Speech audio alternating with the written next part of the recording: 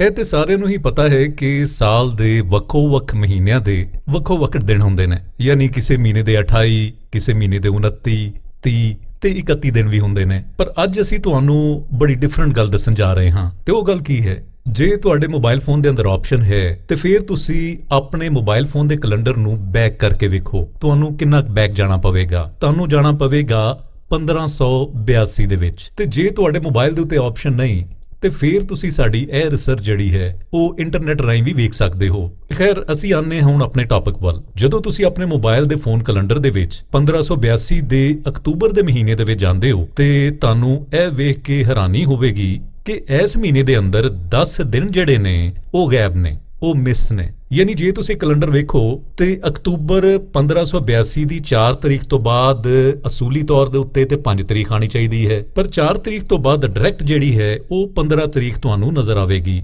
ਹੁਣ ਇਸ ਗੱਲ ਦਾ ਪਤਾ ਕਿਸ ਤਰੀਕੇ ਦੇ ਨਾਲ ਲੱਗਾ? ਕਿਸੇ ਬੰਦੇ ਨੇ ਇਸੇ ਤਰੀਕੇ ਦੇ ਨਾਲ ਰਿਸਰਚ ਦੇ ਦੌਰਾਨ ਜਦੋਂ ਇਹ ਸ਼ੈ ਵੇਖੀ, ਉਹਨੇ ਵੱਖੋ-ਵੱਖ ਸਿਆਣੇ ਬੰਦਿਆਂ ਦੇ ਕੋਲੋਂ ਇਹਦੇ ਬਾਰੇ ਪੁੱਛਿਆ, ਪਰ ਉਹਨੂੰ ਕੋਈ ਤਸੱਲੀ ਬਖਸ਼ ਜਵਾਬ ਨਹੀਂ ਲੱਭ ਸਕਿਆ।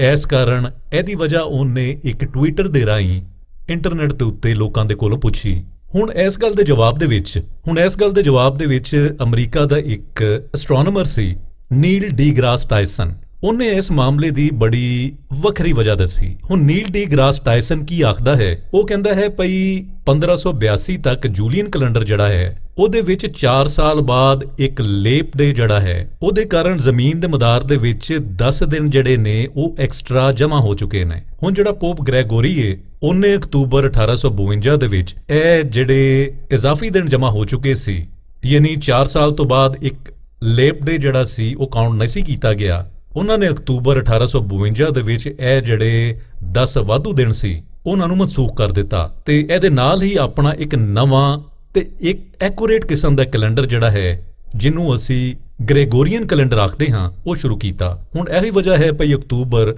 1582 ਦੇ ਵਿੱਚ 10 ਦਿਨ ਤੁਹਾਨੂੰ ਕੈਲੰਡਰ ਦੇ ਵਿੱਚ ਨਹੀਂ ਲੱਭਣਗੇ, ਯਾਨੀ 4 ਤਰੀਕ ਤੋਂ ਬਾਅਦ ਡਾਇਰੈਕਟ 15 ਤਰੀਕ।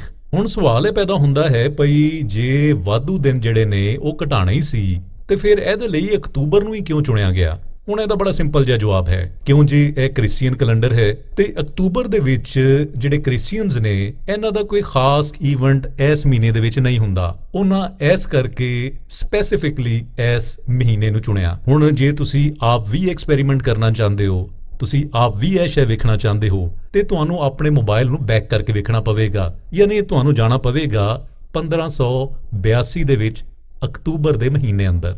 ਐਸੀ ਇੱਕ ਵੱਖਰੀ ਤੇ ਨਵੇਕਲੀ ਜਿਹੀ ਇਨਫੋਰਮੇਸ਼ਨ। ਉਮੀਦ ਕਰਦੇ ਹਾਂ ਤੁਹਾਨੂੰ ਪਸੰਦ ਆਵੇਗੀ।